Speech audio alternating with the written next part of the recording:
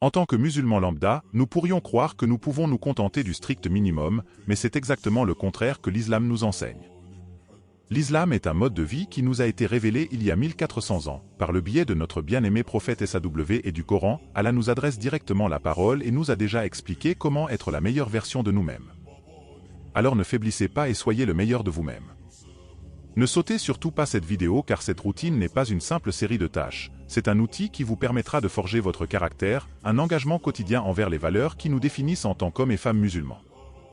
Comme le Coran nous le rappelle très clairement, et rappelle, car le rappel profite aux croyants.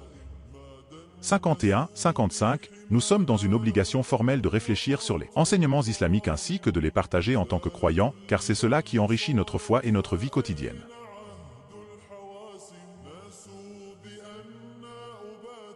Dans les heures calmes avant l'aube, une immense force attend d'être découverte, une force qui vient de la solitude et d'une profonde connexion avec Allah. Ce temps sacré, alors que le monde est encore endormi, façonne de vrais hommes de caractère. Se lever tôt n'est pas seulement quitter le confort de nos lits, c'est se lever avec un objectif, prêt à affronter les défis de la journée de front. Pourtant, il y a parmi nous des hommes qui peuvent porter des kilos et des kilos mais lorsqu'il faut lever leur couette, ils deviennent plus faibles qu'une mouche, subhanallah. Allah nous adresse la parole directement dans le Coran. Est-ce que les gens pensent qu'on les laissera dire « nous croyons » sans les éprouver? Nous sommes en effet sur cette terre pour un test. Tout le monde ne le réussira pas, c'est pour cela qu'il faut se réveiller avant tout le monde afin d'affronter les défis de la vie de la meilleure des manières. L'aube est donc une opportunité de se préparer pour la journée, de rechercher la guidance d'Allah. Nous avons ainsi le choix car la personne qui procrastine suit la voie du diable.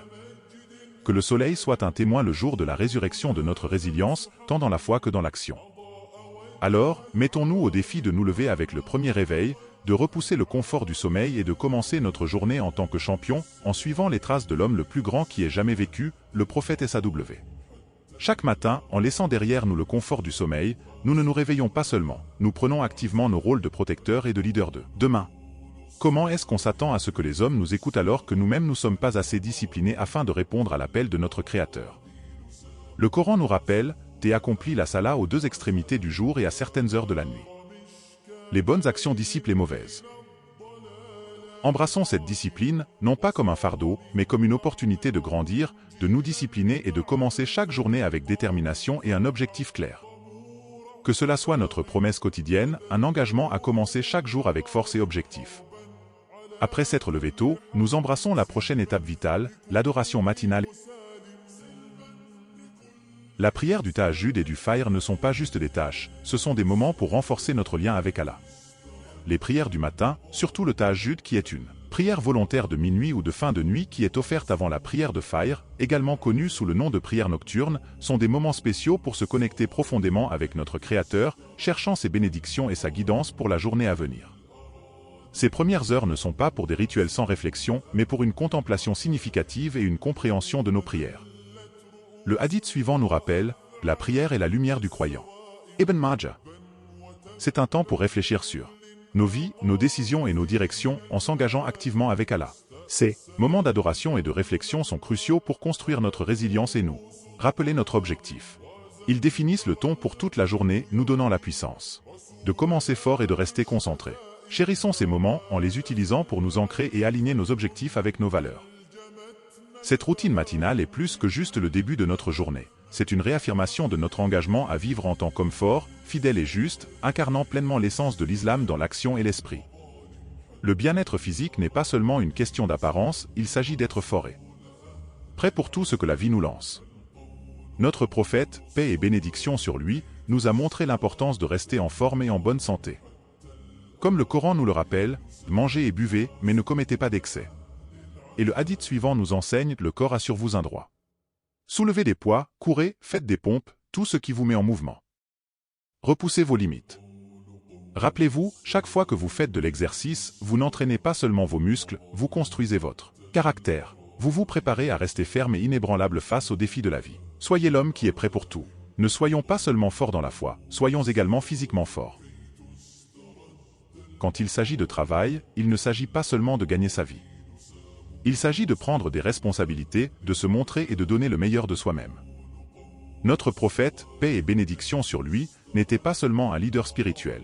il était un travailleur acharné, respecté pour son intégrité et son éthique professionnelle. C'est là que la vraie masculinité brille dans votre engagement, votre effort et votre honnêteté dans votre travail. Ne faites pas juste le strict minimum. Efforcez-vous d'exceller, de diriger, d'inspirer. Soyez l'homme qui est reconnu non seulement pour ce qu'il croit, mais aussi pour ce qu'il accomplit. Notre travail est le reflet de notre foi. Faisons en sorte que cela compte. Présentez-vous, tenez-vous droit et travaillez avec la force et la détermination que notre foi nous enseigne. Quand la mi-journée arrive, ce n'est pas juste une pause, c'est une pause stratégique. Notre prophète prenait ce temps au sérieux. Il connaissait la valeur de faire une pause, de se ressourcer avec une courte sieste, Kalula, puis de reprendre le travail avec une vigueur renouvelée. Ce n'est pas de la paresse, c'est intelligent. Il s'agit d'être vif pour vos prières de Dur et ASR, puis de s'attaquer à vos tâches avec toute votre énergie. Alors, prenez cette pause, rafraîchissez-vous et ensuite attaquez vos responsabilités de plein fouet, non seulement pour honorer vos devoirs envers Dieu, mais aussi pour vous perfectionner dans votre travail. Soyez l'homme qui utilise chaque partie de sa journée efficacement, alliant la sagesse de la pause stratégique à l'excellence dans son travail, et ainsi, vous serez véritablement un homme fort et engagé dans tous les aspects de votre vie.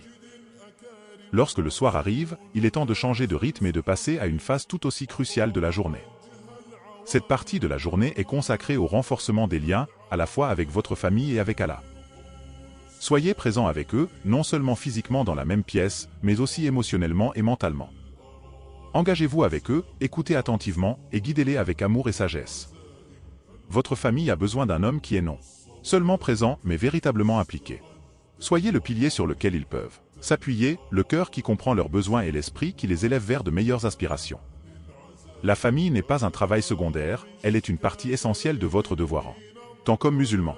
Montrez-vous pour eux, tout comme vous vous montrez pour vos prières, car c'est dans ces moments que les liens familiaux se renforcent et que votre foi et votre responsabilité envers votre famille s'expriment pleinement.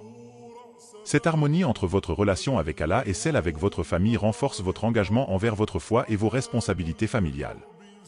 C'est en équilibrant ces deux aspects que vous devenez un homme musulman fort et engagé dans tous les domaines de votre vie.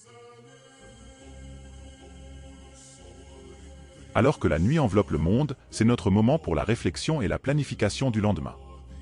Ce n'est pas seulement penser à ce qui vient ensuite, c'est être responsable envers soi-même et Allah. Qu'avez-vous bien fait aujourd'hui? Où auriez-vous pu être meilleur? Soyez brutalement honnête avec vous-même, c'est le seul moyen de progresser. Ensuite, planifiez votre demain.